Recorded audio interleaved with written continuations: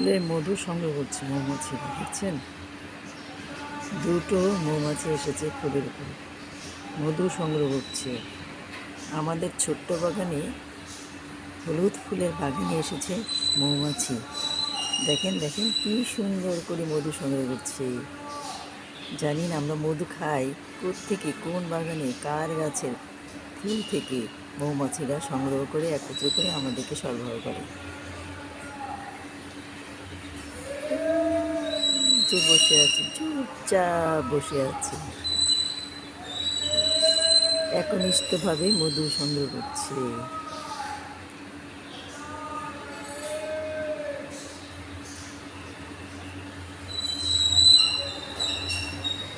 কোনো মুভমেন্ট নেই, তার কাজে সে ব্যস্ত। আমার সাউন্ড তার কোনো কাজে লাগছে না, কানে ঢুকছে না। কি একনিষ্ঠ! আমরা যদি এই মৌমাছির মতো একনিষ্ঠ হতে পারতাম, জীবনে অনেক উন্নত করতে পারতাম। এদের থেকে আমাদের অনেক কিছু শিক্ষার আছে, কিন্তু আমরা সেইটা গ্রহণ করতে চেষ্টা করি না। যে দেখি না ওদের লাইফটা কেমন।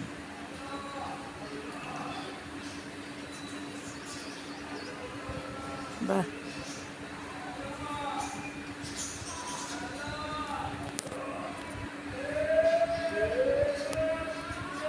প্রজাপতি এসেছে ফুলের বাগানে।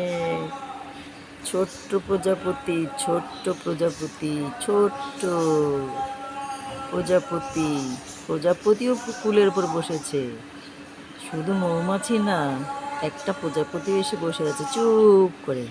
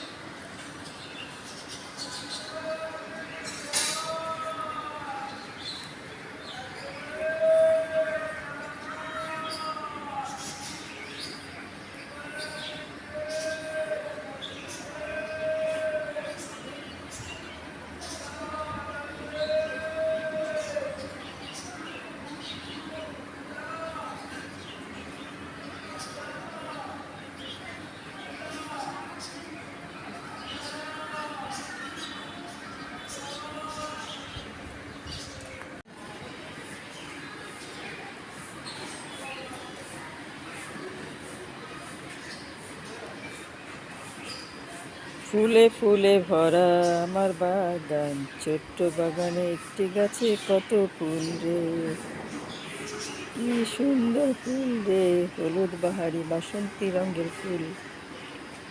কে নিবা আসো তোমরা, সিরিয়াল দাও, কয়টা নিবা বুকিং দাও, বিনা পয়সায় দিয়া দিব রে। আহারে সুন্দর ফুল রে।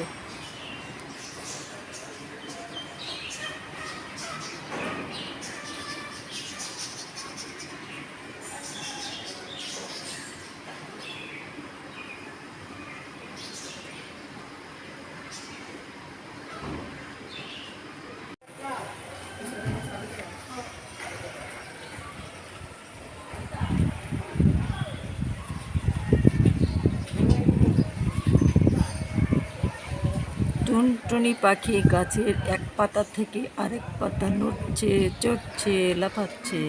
গেল কি রে? কোথায় লুকালি রে? তাড়াতাড়ি আয়, এদিকে আয়, এদিকে আয়, এদিকে আয়, এদিকে আয়। না, এইদিকে আয়। টুনটুনি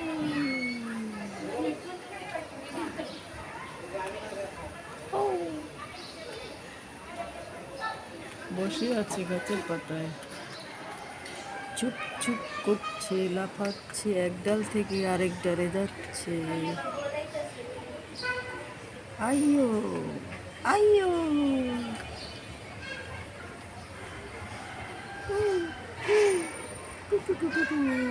আইয়ো।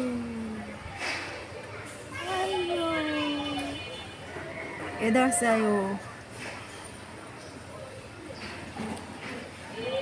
ছোট্ট টুনটুনি পাখি সূক্ষ্ম এক ডাল থেকে আরেক ডালে দুটো পাখি খুব খেলা করছে। করলা গাছ, করলা গাছ লিকলিক একটা করলা গাছে একটি মাত্র করলা হয়েছে। পুষ্টিকর করলা, অনেক ভেষজ গুণ আছে।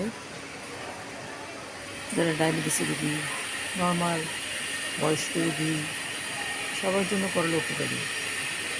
করলা চেপে চেপে রস বের করে খালি পেটে খেলে অনেক উপকার। আমরা মানুষ 3 জন পরিবারের সদস্য, কিন্তু মাশাআল্লাহ একখান করলা। বলেন তো একটা করলা আমরা কীভাবে খাই 3 জন মানুষ?